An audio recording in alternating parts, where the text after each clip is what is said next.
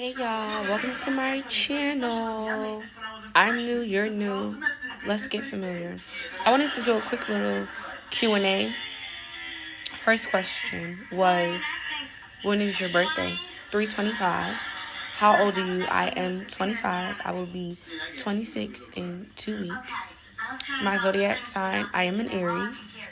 Favorite movie, I have a couple of them, but my top would be all Harry Potter movies.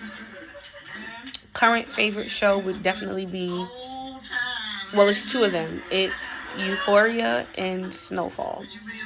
My favorite food, they also asked what's my comfort food. My comfort food and my favorite food are pretty much the same, but the top would be mashed potatoes. The next question was, if I had one wish, what would it be? My answer would be more knowledge, to gain more knowledge. I love learning, so knowledge would be the one wish. The next question is, can I rely on myself? Absolutely. 24/7, 365 days out of the year. Yes, it's always me. Always me, me, me, me. I'm the best at relying on myself. I wouldn't have it any other way. Next question is, would I ever get my body done? How do I handle the pressure of society as far as self-image goes and self-love? I would never get my body done. I'm not into plastic surgery. I don't really respect the plastic surgery field. I feel like if you don't need to get it, you shouldn't do it. Like, if your ankle is not broke, your arm, I don't feel like any female or any male should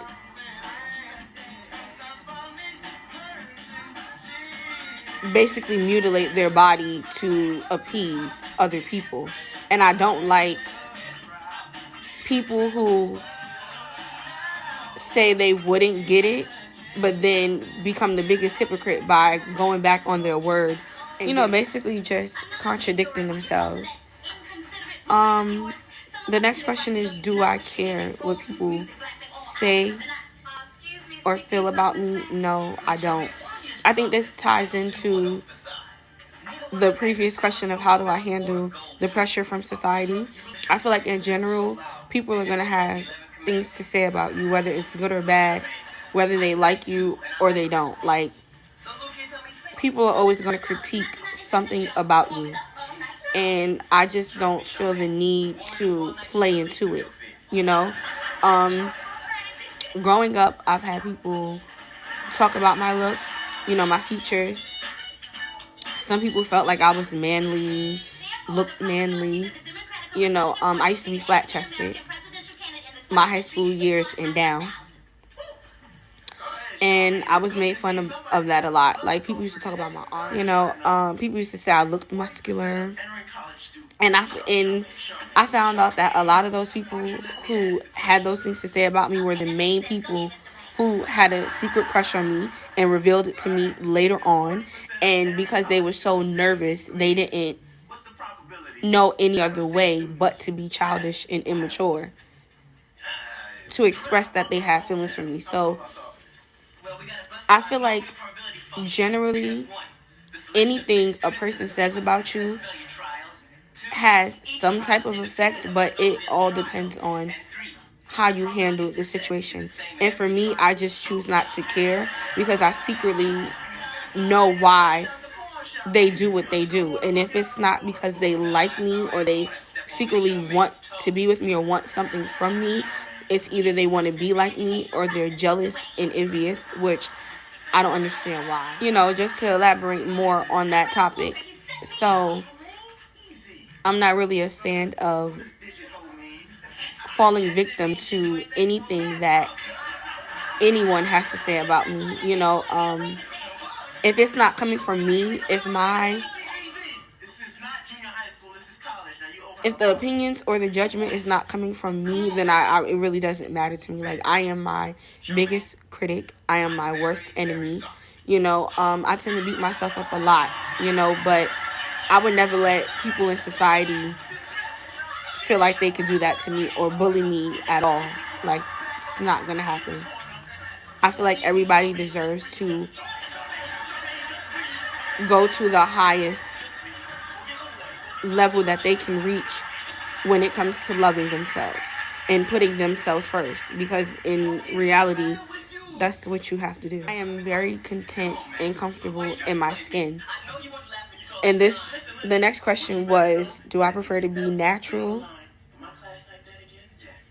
or done up? I guess, do I prefer, done up meaning makeup all the time, weaves, whatever. I definitely prefer natural, as you guys can tell. I have blemishes. I don't care to hide from people. Like, my skin is my skin. At the end of the day, makeup is not my true identity. Hair extensions or any of that, that's not my true identity. Do I dib and dab in makeup and, sew-ins and stuff like that? Of course. I don't think there's anything wrong with improving your look naturally, because weaves can come out. I feel like when you take it to the extreme to perform plastic surgery on yourself, that's certain things. Those things are not things that you can really necessarily take back, especially depending on how deep you've gotten yourself into plastic surgery. But I prefer my natural self. I'm not really a big fan of makeup. If I choose to wear it, I would wear it. But lip gloss is probably the only thing that you're going to see, really, considering, as being makeup. It's the only thing you're going to see. Pretty much. I've had people talk about my teeth. Naturally, genetically, I am a thick girl. Like, most of the women in my family, especially on my dad's side, are very thick. Like, they have booties out of this world. And, when I was younger, I used to get talked about for that too. Like, it used to be adults, like, not even just the kids. Like, my peers I could deal with. You get what I'm saying? But when it's an adult, it used to make me really think, like, well, damn, like, what I do to you? But, my teachers or staff members used to be like, oh, she's going to be a hoe. She's going to get pregnant. They just say really negative things about me based off of my body. Like, it was just really strange. But, to sum it all up, I don't care what people say about me, how they feel. Like, moral of the story is, if I want to change it, I'm going to change it. If I don't, I don't. Like, I don't care how you feel. Like, if I don't deem it necessary, then it's not going to happen. Nobody's opinion is ever going to be worthy enough concerning me to where I would want to do anything to my body. That's not naturally going to help me better myself. The next question was, what would be my favorite physical feature on my body? Honestly, I would say my face. The older I get, the more freckles I get on my face, which I've never had before. This has always been here since I was younger. Like, I could show you baby pictures. This has always been on my face. And the one right here on my nose. So pretty much like my beauty marks, the little face moles and my freckles are and my eyelashes and my eyes and my smile are probably like my top features about myself. Like, I love me. The next question was, do you or have you ever battled with depression and or anxiety? Definitely. I still do. Nothing new.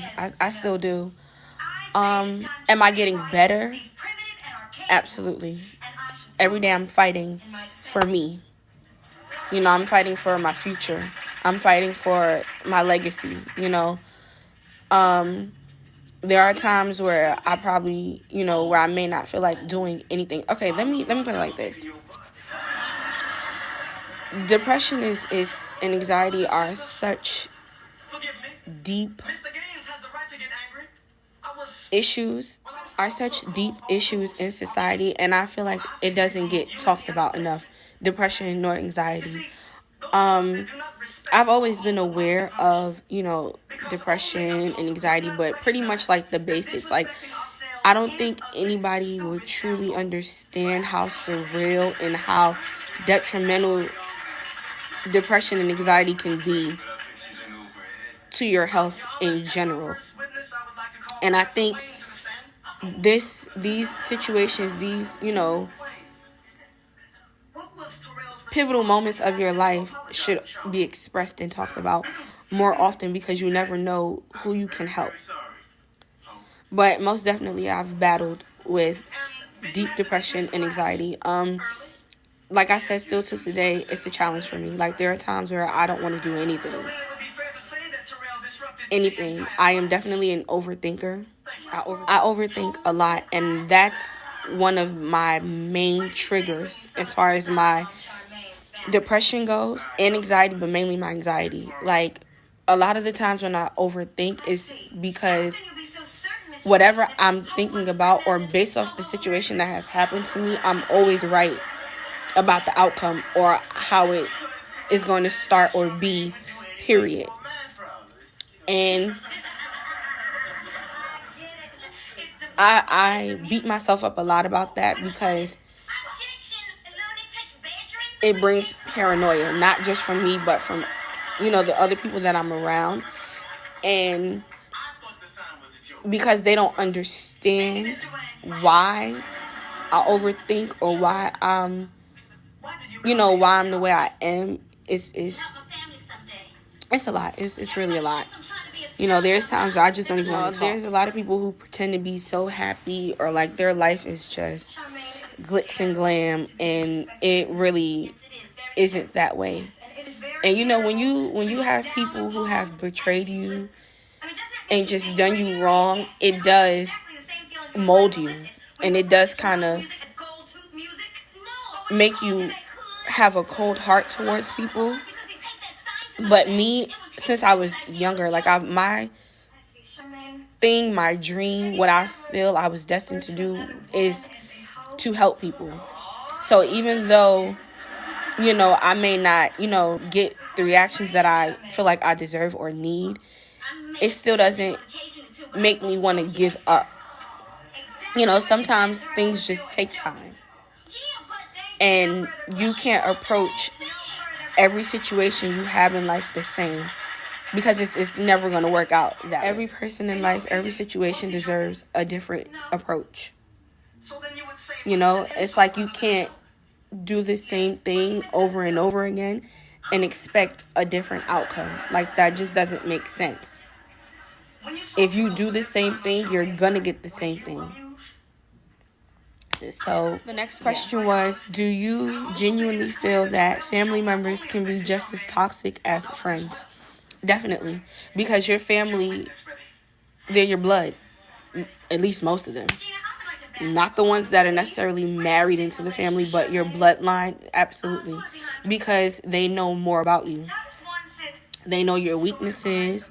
They know your strengths. And a lot of times, to get what they want, they will play off of either or, whether it be your strength or your weakness.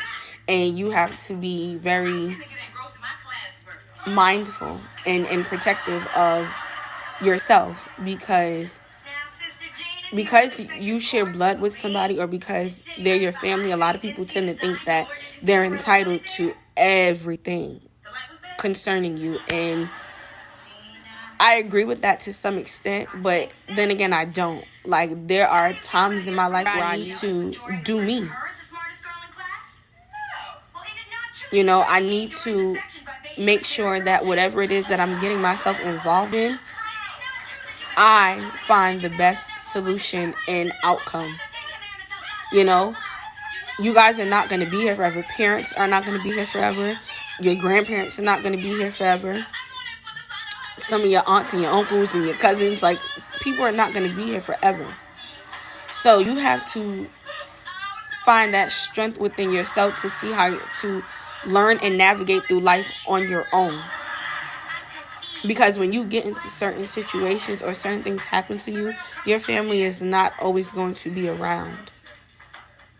And I think that's something that families should understand too.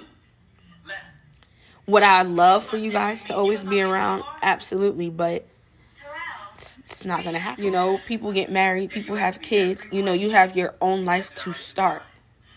So what you used to do when it was just you can't do that anymore, because it would basically be you being inconsiderate. You know, you can't expect your family to always drop the things that they have to do for themselves and their family and their well-being to come and cater to you.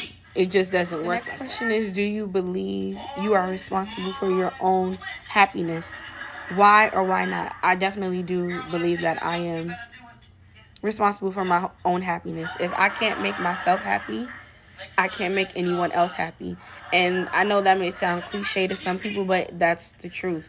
If I'm not happy within myself, how can I have friendships or relationships of any sort if I'm miserable, if I'm angry, if I haven't did the work to, or done the work to help deal with my own personal traumas? How can I, really be there for anybody else? I find that when I'm helping other people, a lot of my trauma and, my past resurfaces. And the way I've dealt with my past and, my traumas was to just not deal with them, to not even think about it, because I am surrounded by people who are a part of that trauma, but they're not taking accountability. And it's like everything falls on me because they want me to own up to my half plus theirs. And it just doesn't work like that for me. I can't carry the world on my shoulders or on my back alone. Like, I can't do that. I can't be responsible for everybody else and not me. And I used to do that a lot, put others before myself. The next question is, do you think, or is love the cure for pain? Generally speaking, I absolutely do believe in that. But then again, at the same time, I feel like it depends. Because let's take my generation, for example. You have a lot of relationships, or a lot of men and women, especially women, who promote a lot of toxic things and label that as love. And because my generation now is so easily influenced, they take that and run with it. I think love has been given a bad rep for years. For example, as far as, toxic things are concerned, for example, me, cheating is definitely a deal breaker in any relationship that I get into, because to me, cheating is a betrayal. If I love you and you love me, if we love each other, we are both present in that relationship. So any argument, disagreement, any good, bad, indifferent, whatever, any time that we had, we shared together. And if I can be mature enough to communicate that, you should be able to do the same. You shouldn't take it to other people before you bring it to me. Cheating shouldn't even be an option. Because if that's the case, then we just don't need to be together. If an argument or disagreement, no matter how big or small it is, can lead you, or anything can lead you to step out on me instead of wanting to really resolve the issue by communicating and taking the necessary steps to move forward, then you and I don't even need to acknowledge each other. Because that you wanting to cheat or using that as a justification, as a response to whatever we went through, it just proves the type of character you are. And I am not interested in being with anybody like that. Secondly, you have girls who think that dealing with men who are in jail, men who are gangsters, gangbangers, like you have girls thinking that that's the type of life that should be lived, that a woman should want to